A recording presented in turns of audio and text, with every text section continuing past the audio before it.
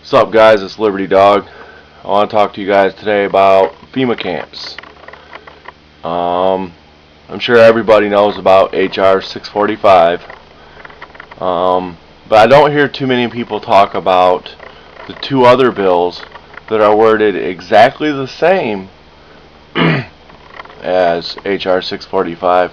Both these bills are dead. That might be part of the reason that people aren't talking about them, but 109th Congress, first session, H.R. 4112. Mr. Hastings of Florida, for himself, Mr. Owens, and Miss Wasserman Schultz, introduced the following bill, which was referred to the Committee on Transportation and Infrastructure, and in addition to the Committee on Armed Services for a period to be subsequently determined by the Speaker, in each case for consideration of such provisions as fall within jurisdiction of the committee concerned. Alright, so they proposed this to committee and ended up dying in committee. I mean, it's worded exactly the same. It's got the FEMA regions in it. It's talking about converting old military bases. It's got standards for where it should be. An outline. It's got a preliminary report thing here. A, an outline of the reasons why the site was selected. B, an outline of the need to construct, repair, or update any existing infrastructure at the site.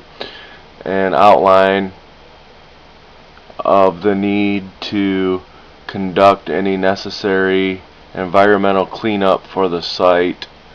And it goes through all the different things. You know, it must be close to an outline of preliminary plans for the transfer of control of the site from the Secretary of Defense to the Secretary of Homeland Security, if necessary, under subsection E. There was one part here. Specifically said it must be near a large city. I can't find it now. I'll put the links up. So the first one is HR 4112. The next one is HR 1796, 110th Congress, first session. Mr. Hastings of Florida introduced the bill. And this time he did it all by himself, basically worded exactly the same. And it's the exact same wording all the way down through the whole bill. You can go read it. These three bills are all worded exactly the same. Now, in there, I'm going to put a link to this FEMA website as well. In there, it said something about the transportation. What did it say? It said something about the transportation department was going to handle it. So, and on this FEMA site here, it's got specifically says transition of the National Emergency Transportation Center mission from Department of Transportation. Okay, so there, I mean, it ties this all right together. You can see they are building these. They claim it's for immigration, for an illegal immigrant explosion, which we've had, or for mass disasters like Hurricane Katrina, for instance, and they weren't used. So, this FEMA site, and it's got key readiness contracts. This is all the contracts they need to get in line to get their plan rolling.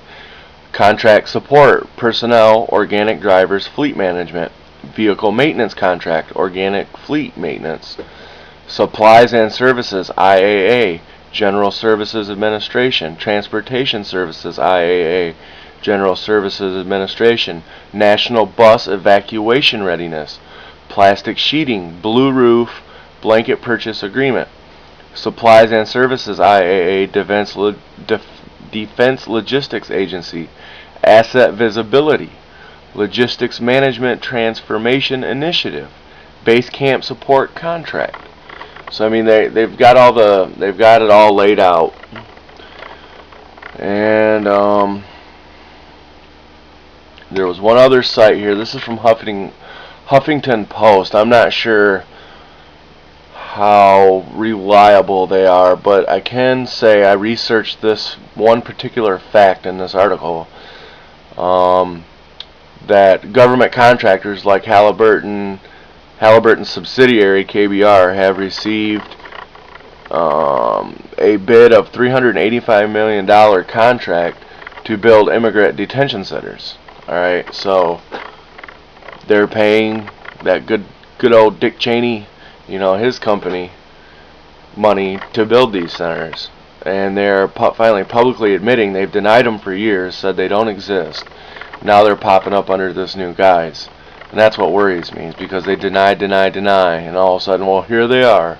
We're publicly admitting to it now. And this Huffington Post article's actually got some pretty good info on it about how J.P. Morgan ripped off the Union Army. He would buy defective rifles from them for $3.50 and sell them back to them for $22. And just how some of these other jerkwads have ruined our country throughout the years. So I just wanted to put this up so everybody can clearly see the proof is there to show they're building camps. And now it doesn't necessarily prove any of the New World Order conspiracy behind it, but it does show these camps are being built. That's no longer deniable. Okay, so check it out, do what research you can, and let's get to the truth behind this. May the Republic stand strong. God bless America.